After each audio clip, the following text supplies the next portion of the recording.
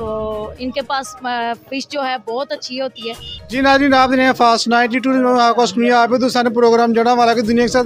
जैसा कि आप जानते हैं कि सर्दी के आते ही मछली का सीज़न शुरू हो चुका है। मेरे साथ वो दुकानदार मौजूद है जिसने जो मछली का पट्टा लगाया उनसे जानते हैं इस हवाले से क्या कहते हैं। अस्सलाम वालेकुम जी वालेकुम सलाम। सर्दी के आने वाली मछली का सीज़न शुरू हो गया। हाँ जी अलहमदुलिल्लाह। ਤੁਸੀਂ ਦੱਸਣਾ ਨਾਜ਼ਰੀਨ ਨੂੰ ਕਿ ਮਹਿੰਗੀ ਤੋਂ ਮਹਿੰਗੀ ਕਿੰਨੀ ਹੈ ਤੇ ਸਸਤੀ ਤੋਂ ਸਸਤੀ ਕਿੰਨੀ ਤੁਹਾਡੇ ਸਾਡੇ ਕੋਲ 200 रुपए किलो सब तो कम रेट वाली मछली है ਤੇ ਮਹਿੰਗੀ ਤੋਂ ਮਹਿੰਗੀ ਇਸ ਟਾਈਮ 400-500 रुपए किलो तक मछली ਪਈ ਹੈ ਜਿਹਦੇ ਵਿੱਚ ਕੋਈ 3 ਕਿਲੋ ਵਾਲੀ ਮਛਲੀ ਹੈ, ਕੋਈ ਕਿਲੋ ਵਾਲੀ, ਕੋਈ 2 ਕਿਲੋ ਵਾਲੀ ਇਸ ਸਾਈਜ਼ ਨਾਲ। ਉਸ ਤੋਂ ਇਲਾਵਾ ਸਾਡੇ ਕੋਲ ਤਕਰੀਬਨ 20 ਤੋਂ 25 ਕਿਸਮ ਦੀ ਮਛਲੀ ਪਈ ਆ ਜਿਨ੍ਹਾਂ ਵਿੱਚ ਸਭ ਤੋਂ ਜ਼ਿਆਦਾ ਮਸ਼ਹੂਰ ਜਿਹੜੀ ਆ ਉਹ ਰੋਹੂ ਮੱਛੀ ਆ 2 ਕਿਲੋ ਦੀ, 2.5 ਕਿਲੋ ਦੀ। चिड़ा मछली है अपने को, कंडे तो बगैर मछली बहुत पसंद करते हैं लोग बच्चों के खाने वास्ते। कंडे तो बगैर मछली होता रेट दे रहे कंडे तो बगैर दे रहे हैं असं 350 रुपए किलो बड़ा सैर।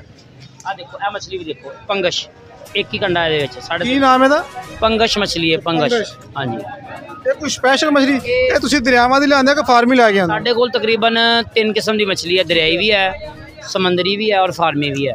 3 तरह की। समंदरी मछली है बड़ी 4-5 किलो की मछली है, बड़ी है। उस तो अलावा यह फार्मी मछली है जी, आ सोल यह दरियाई मछली है जी। खालस दरियाई मछली है, 1500 रुपये रेट है इसका। भी है 1500 रुपये किलो या पूरे 20 का? 1500 रुपये किलो। 1500 रुपये दरियाई मछली सब तो महंगी मछली है। सोल इस तो हट के फिर रूटीन च रहू चलती है आम रूटीन जी है मछली ना 2 किलो की, 1.5 किलो की। ये 300, 350, 400 रुपये की रेंज तक है।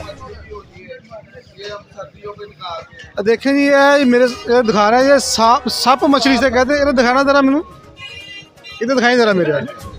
देखो जी इनू सप मछली कहते जी, सर्दियों की सुगात कहते कि इनू ये बहुत ज़्यादा लोग इनू पसंद भी करते हैं। इस मछली च कंडा होंदा कि नहीं? कंडा होता है, मोटा होता है। अच्छा कंडा मोटा होंदा है इहदे विच। ठीक है, की नाम है? बाम इसका नाम है। अच्छा बाम इसका नाम है जी। ज़्यादातर लोग किहड़ी मछली पसंद करते हैं? रोहू मछली पसंद करते हैं। अच्छा रोहू मछली ज़्यादा लेके जाते हैं। जी हमारे साथ कुछ शहरी मौजूद है, उनसे भी जानते हैं वो इस हवाले से क्या कहते हैं। वो और हर किस्म की मछली होंगी है।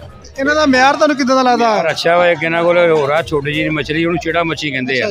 वो तल के खाने वास्ते बहुत अच्छी है। वो भी बाकी इन्हों को रोहू भी हैगी आ, अपना शिंगारी भी है।